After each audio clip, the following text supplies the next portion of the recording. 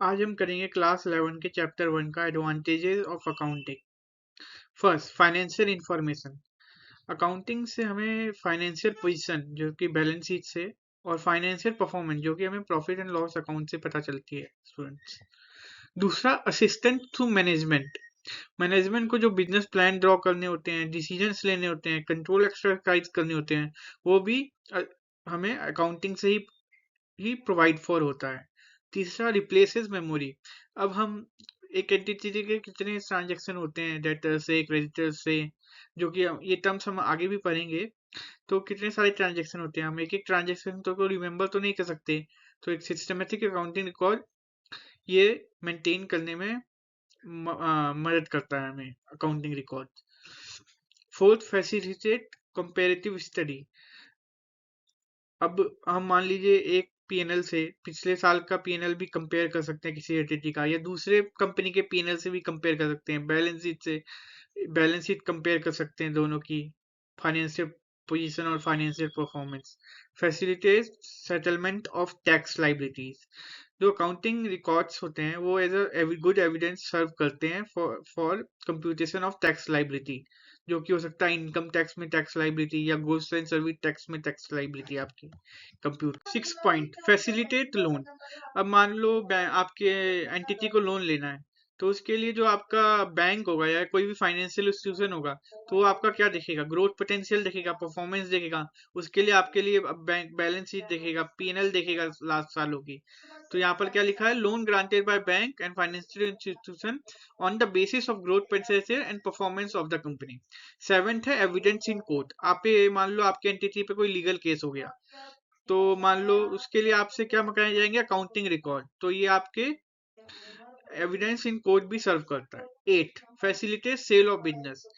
आप मान लो cell business करना है, तो उसमें क्या आपका निकाला जाएगा, नेटवर्थ निकाला जाएगा, परचेज प्राइस निकाली जाएगी, उसके लिए भी अकाउंटिंग रिकॉर्ड निकाला जाएगा। तो क्या लिखा है, if someone desire to sell his business the account maintained by him will enable the assignment of the proper purchase price. 9th है आपका assistant in event of insolvency. Insolvency proceeding involve explaining many transactions that have taken place in the past. Systematic accounting record assist a great deal in such situation. मान लो आपके debtors निकालने हैं, debtors से पैसा लेके creditors को देना है, मान लो आपकी इंसॉल्वेंसी में, तो डेटर्स निकालने के लिए किस चीज की जरूरत पड़ेगी, आपके अकाउंटिंग रिकॉर्ड्स निकाले जाएंगे आपके डेटर्स से पैसा लेने के लिए। तो इस वे में भी आपके अकाउंटिंग हेल्प करता है। Helpful in partnership accounting. मान लो पार्टनरशिप में कोई बंदा ऐड होना है, या किसी की डेथ हो गई, या डिसोल्यूशन हो गया, तो उसमें भी आपका अकाउंटिंग रिकॉर्ड सर्व करते हैं एज अ वाइटर रिकॉर्ड। तो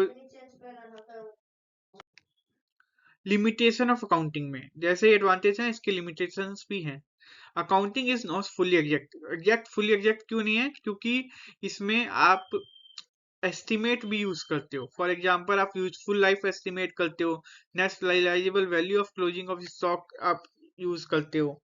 दूसरा, अनरियलिस्टिक इंफॉर्मेशन।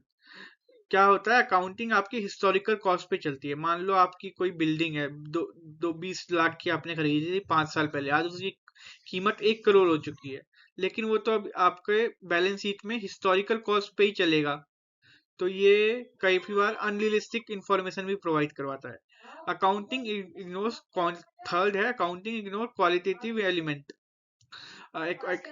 क्वालिटेटिव एलिमेंट्स में क्या क्या आ सकता है कि आपके वर्कफोर्स कैसा है, पब्लिक रिलेशन कैसे हैं, इंडस्ट्रियल रिलेशन कैसे है, ये तो मॉनेटरी मैटर्स ही डील करता है आपका accounting. Accounting ignore effect of price level changes.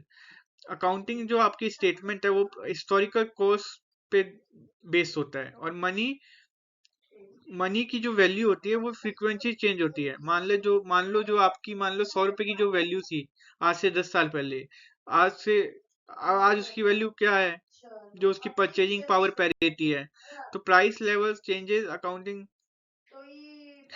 Changes जब तक इनकॉर्पोरेट नहीं होंगे आपके अकाउंटिंग इंफॉर्मेशन में, आपके फाइनेंशियल रिजल्ट करेक्ट नहीं हो सो होंगे। फिफ्थ पॉइंट, अकाउंटिंग में lead to window dressing. Window dressing क्या होती है, विंडो ड्रेसिंग होती है मैनिपुलेशन ऑफ अकाउंट्स। जिस मैनर में आपके जो वाइटल फैक्ट्स हैं वो कंसील हो जाए और आपकी जो फाइनेंशियल पोजीशन है वो बेटर दिखे। फॉर एग्जांपल आप कोई एक्सपेंस रिकॉर्ड ना करो पीएनएल में, तो आपकी प्रॉफिट इन्फ्लेट हो जाएंगे।